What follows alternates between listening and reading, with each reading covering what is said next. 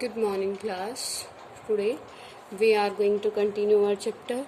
Your chapter name is Recent Development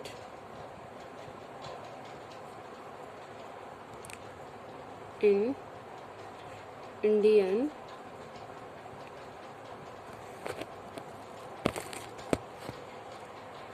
Politics. Today we will try to complete our chapter. Okay, and today's our topic is emergence of a new consensus.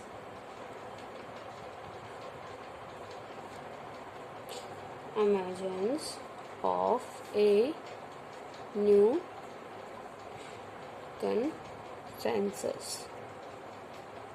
It is today's topic. As in yesterday's video, we already discussed about the Ayodhya dispute. Okay, it was the recent issue of our Indian politics. Today's we will discuss about the election system or new consensus. Okay, here analysis shows that since 1989 election, the votes polled by the two parties in the 1989, we will discuss about the 1989 election, that since 1989 election, the voters polled by the two parties, Congress and BJP, did not add up to more than 50%. The political competition during the 90s is divided between the coalition led by the BJP and the coalition led by the Congress. अब बेटा क्या होना शुरू हो गया, जैसे कि बहुत सारी पार्टीज़ आ गई. As you know that now in India many parties are there, many regional parties are there and many national parties are there. How many national parties are there at present बेटा? 8 है ना. तो पहले तो सिर्फ competition किसके बीच में था? Before the 1989 the competition was between only BJP and Congress. लेकिन उसके बाद क्या हो गया बेटा? बहुत सारी पार्टियां क्या आ गई? Many parties comes in Indian politics. Then now BJP and Congress also not able to form a government with their clear majority, है ना. तो अब वो भी कैसी सरकार बनाने लगी बेटा? कोएलिशन की, गठबंधन की, क्योंकि उनके पास भी कोई ऑप्शन नहीं था. Because they also not having the option. किसके लिए बेटा? कि वो एक मेजोरिटी वाली गवर्नमेंट को बना सके. ठीक है. Lok Sabha election. Now we will discuss about the Lok Sabha election, that what was done in the Lok Sabha election 2004 के लोकसभा इलेक्शन में क्या हुआ, कौन सी पार्टी विन करने में क्या हुई, सक्सेसफुल रही, और कौन सी हार गई. It is your recently election. मतलब आपके इंडियन पॉलिटिक्स में बेटा आपका देखो अभी 2020 है. इससे पहले 29 में इलेक्शन हुए आपके, उससे पहले 14 में हुआ था, उससे पहले आपका 14 से पहले जो इलेक्शन था आपका 2004 में, है ना. 2004 से 2014 तक आपकी कांग्रेस की गवर्नमेंट रही, और उसके बाद आपकी अभी तक बीजेपी की है. तो हम 2004 के इलेक्शन के बारे में बात करेंगे इस टॉपिक में, that in 2004 elections the coalition, जो गठबंधन था वो, मतलब जो गवर्नमेंट आई थी किसकी आई थी बेटा? led by the BJP national, led by the BJP National Democratic Alliance. Alliance was defeated. जो आपका क्या था? बीजेपी के अलायंस बना था बेटा national democratic alliance. It was defeated and new coalition led by the Congress. जो कांग्रेस ने नया अलायंस बनाया था बेटा, that was United Progressive Alliance.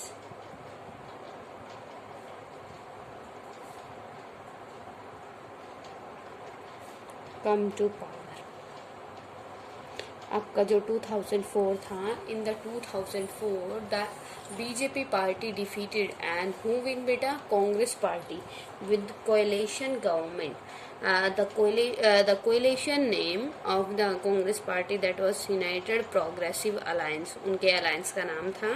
तो इसके साथ वो पार्टी भी क्या, कांग्रेस पार्टी भी में क्लियर मेजोरिटी में नहीं आ पाई. ओके बेटा.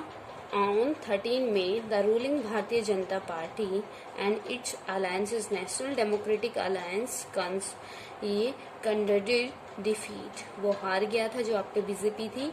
और कौन सी गवर्नमेंट आ गई थी बेटा, आपकी कांग्रेस की पार्टी की government. Okay. It was able to put together a comfortable majority of more than 335 members. 335 members. What was the result of the 2004 election? 335 members included with the both Congress-led United Progress alliances, the government coalition formed after the election, as well as external support from the Bahujan Samaj party. बेटा इसको जो कांग्रेस को party ये seats मिली थी 335 out of ये 43 out of 543. How many seats got by the Congress in the 2004 election? 335 seats किसको मिली, आपकी कांग्रेस को अलाई करने के बाद. ठीक है. और अलाई गठबंधन किसके साथ हुआ बेटा, आपका बीएसपी बहुजन समाज पार्टी के साथ, एसपी समाजवादी पार्टी के साथ, एंड आपकी थी केसी कांग्रेस के साथ, केरला कांग्रेस के साथ, एंड लेफ्ट फ्रंट के साथ.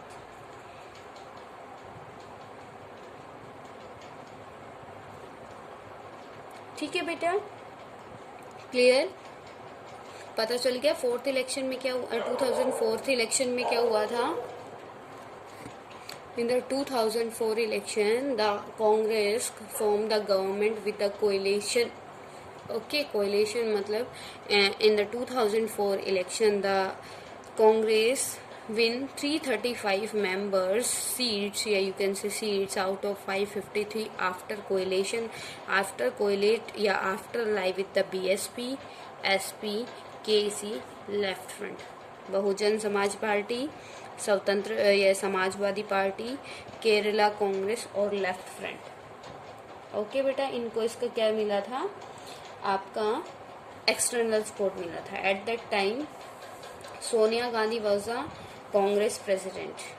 Okay, and finance minister was the Manmohan Singh. Clear beta?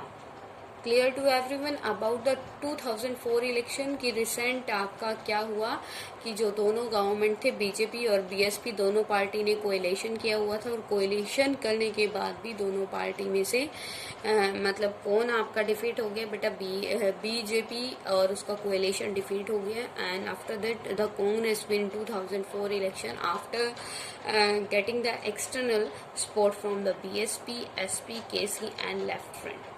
Clear. Next बेटा, ग्रोइंग कंसेंसस.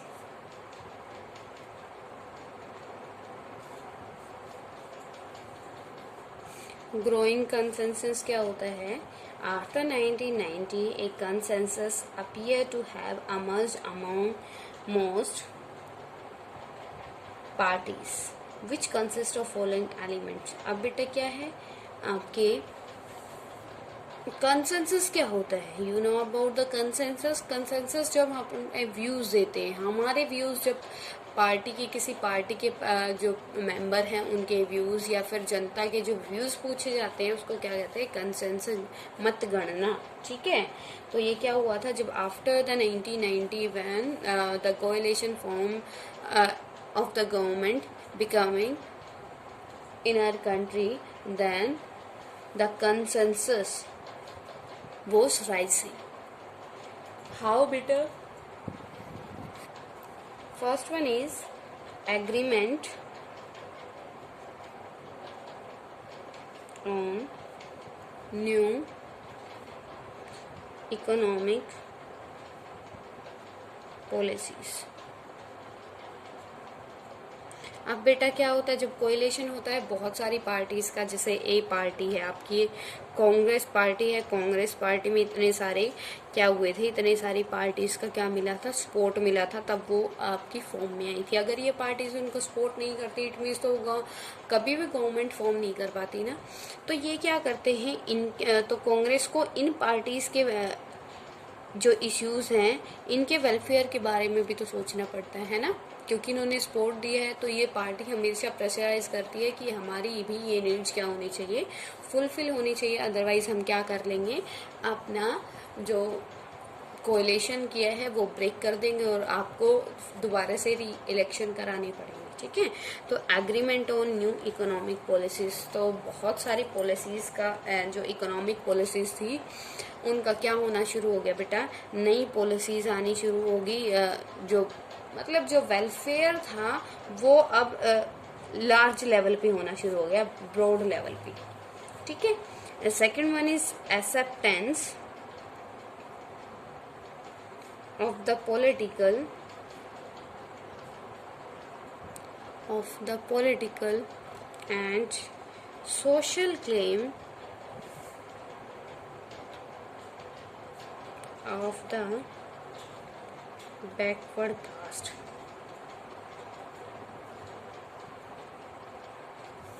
सेकंड क्या है बेटा, acceptance of the political and social claims of the backward caste. अब ये क्या था, देखो बेटा, अब जो कांग्रेस थी, कांग्रेस के पास मेजोरिटी नहीं थी, अब बहुत सारी रीजनल पार्टीज आ चुकी थी, कोई भी ऐसी आपकी मेन पार्टी नहीं थी जिसको कंप्लीट क्लियर मेजोरिटी मिल जाए, क्योंकि वोट्स क्या हुए थे, वो डिवाइडेड थे बहुत सारे पार्टीज में, ग्रुप्स में। ठीक है, तो अब ये क्या हुआ, अब सबको रियलाइज होने लगा that backward classes votes are also important for their winning. उनकी विनिंग के लिए, विक्ट्री के लिए जो बैकवर्ड क्लास है उसके किस पे बेटा, उनकी वोट्स का बहुत इम्पोर्टेंस है। तो उनको भी वो उनके वेलफेयर के लिए वर्क करने लगे। उन्होंने उनके पॉलिटिकल और इकोनॉमिक और जो सोशली क्लेम्स हैं उनके ऊपर क्या किया, फोकस किया, क्योंकि वो अब क्या करना चाहते थे, now they want to fulfill the needs, fulfill the demands of the social and backward classes and scheduled classes also, because in the next election they have to take the votes from the SC community and the BC community। तो अब इनके claims के ऊपर ज़्यादा focus किया जाने लगा। ठीक है, क्यों किया जाने लगा, क्योंकि अब एक एक वोट की कीमत क्या हो चुकी थी, इंक्रीज हो चुकी थी, है ना। क्योंकि अब वोट्स तो हम मतलब बहुत सारी छोटी छोटी पार्टीज को देना शुरू हो गए थे, तो कोई भी पार्टी क्या नहीं कर पा रही थी, क्लियर मेजोरिटी नहीं बना पा रही थी। ठीक है, next one is acceptance of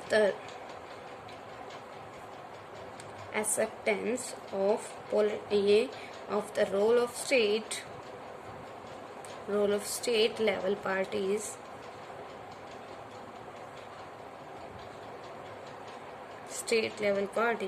and in governance of the country।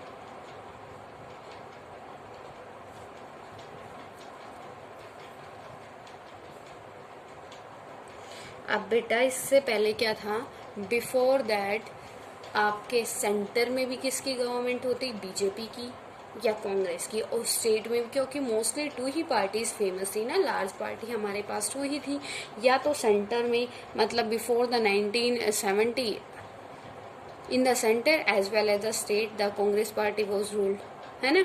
But after the 1970 it was changed, मतलब कांग्रेस सेंटर में भी आती और जो रीजनल पार्टी बहुत सारे स्टेट में अपना क्या कर लेती, अपनी विक्ट्री कर लेती। तो इससे सेंटर और स्टेट की गवर्नमेंट क्या हो गई, डिफरेंट हो गई।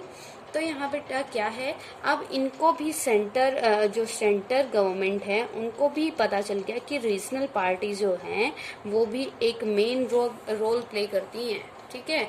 तो अब उनको भी छोटी स्मॉल पार्टीज की इम्पोर्टेंस का क्या पता चल गया।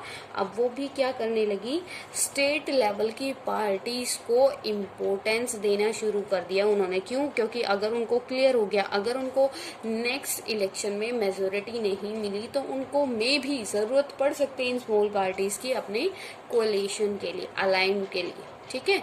तो इसलिए उन्होंने जो स्मॉल पार्टीज थी उनको भी क्या देना शुरू कर दिया, इम्पोर्टेंस देना शुरू कर दिया। Acceptance of the role of state level parties in governance of the country, ठीक है। क्योंकि क्या हुआ था बेटा, क्योंकि अलाइन गवर्नमेंट है, अलाइन गवर्नमेंट के साथ हमें रीजनल पार्टी से सपोर्ट चाहिए होता है। जब वो हमें सपोर्ट देते हैं तो ऑब्वियसली हम उनके फेवर के लिए वर्क करते हैं। Next one is they also work as a pressure group in Indian politics. बहुत सारे लोग अब एज ए प्रेशर ग्रुप काम करने लगे, क्योंकि प्रेशर ग्रुप्स क्या होते हैं बेटा, you know about the pressure group and the pressure group and interest groups. Pressure groups क्या होते हैं, all the student know about the meaning of the groups. Groups का मीनिंग पता है ना बेटा क्या होता है, ग्रुप होता है when the many people comes together for their same interest, है ना। तो प्रेशर का मतलब क्या है, ग्रुप तो एक बन गया लेकिन वो क्या करता है, प्रेशर करता है। When the many people who form a group pressurise the government to fulfil their needs. एक गवर्नमेंट एक प्रॉपर मतलब फील्ड का एक प्रॉपर, आप कह सकते हो एक प्रॉपर फील्ड का पर्सन, प्रॉपर कम्युनिटी का पर्सन जब इकट्ठे हो जाते हैं, जैसे कि हम एग्जांपल ले लेते हैं पूरा स्टाफ का, ठीक है, टीचर स्टाफ का। अगर सारे टीचर इकट्ठे हो जाते हैं और वो हमारा मतलब एक यूनियन बना लेते हैं और डायरेक्टर के सामने कोई बात रखते हैं तो उसको माना जाएगा ना बेटा, क्योंकि कंप्लीट यूनियन कंप्लीट स्टाफ उसको बोल रहे हैं। लेकिन अगर एक पर्सन उसको बोले, एक टीचर जाके बोले, तो मे भी उसकी बात को ना सुना जाए, ठीक है। तो क्या हुआ, तो ये क्या करते हैं, प्रेशर ग्रुप क्या करते हैं, when the same interest people come together and form a group and after forming a group they pressurize the government to fulfill their needs, that is called your pressure group। जो अपनी demands को government से pressurise करके क्या कराते हैं, fulfil कराते हैं, ठीक है। And next one is interest group, जो क्या करते हैं, गवर्नमेंट के सामने अपनी डिमांड्स रखते हैं, अपने इंटरेस्ट रखते हैं। It is depend on the government that the government fulfil these types of demands और नॉट। वो आप किसी भी वॉलेंट वेपन्स का यूज नहीं करते, ठीक है, क्लियर। तो ये क्या है, अब इसमें गवर्नमेंट में किसकी भी इन्वॉल्वमेंट हो गई बेटा, involvement of the pressure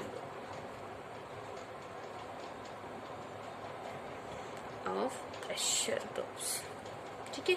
next one is sometime regional parties influence the central government to divert more annual budget fund to their state at the expense of the other states. अब क्या है बेटा, कई बार ऐसा होता है जो आपको पता है ना, the relation between the centre and state government. यहाँ पे relation between state and centre government,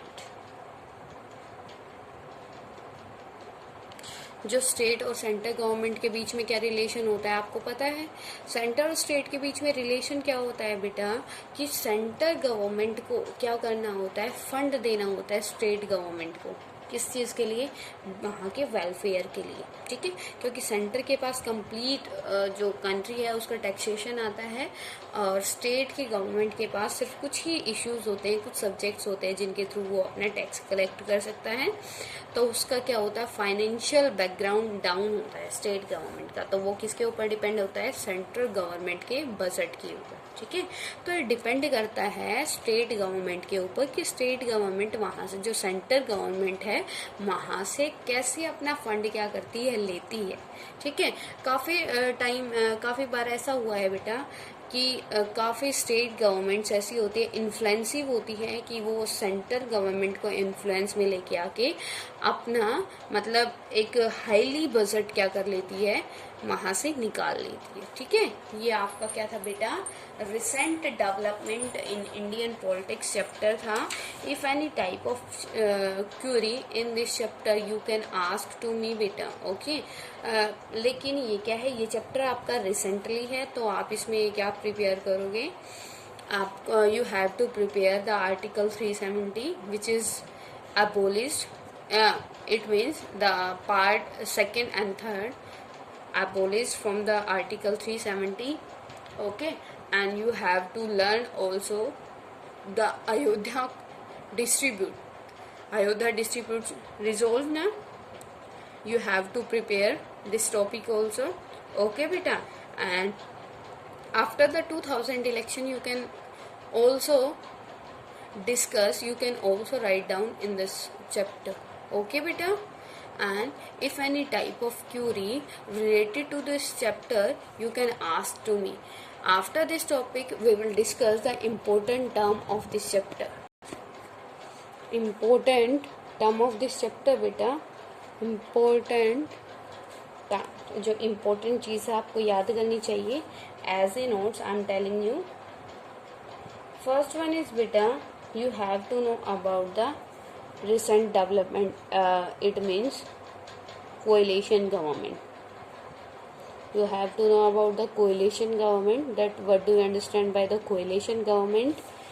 Pressure group, difference between pressure groups and interest group.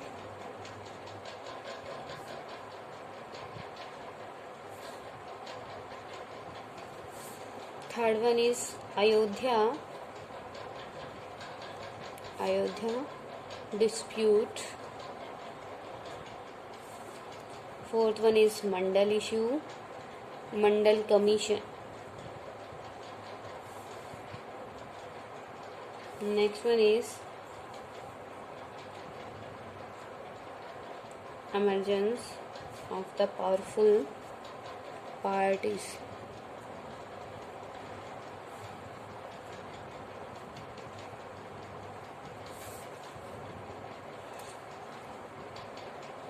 Association of Rajiv Gandhi या assassination.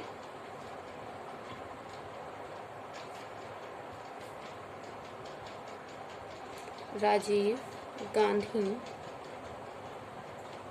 Okay, these are the important topics and you have to learn these topics.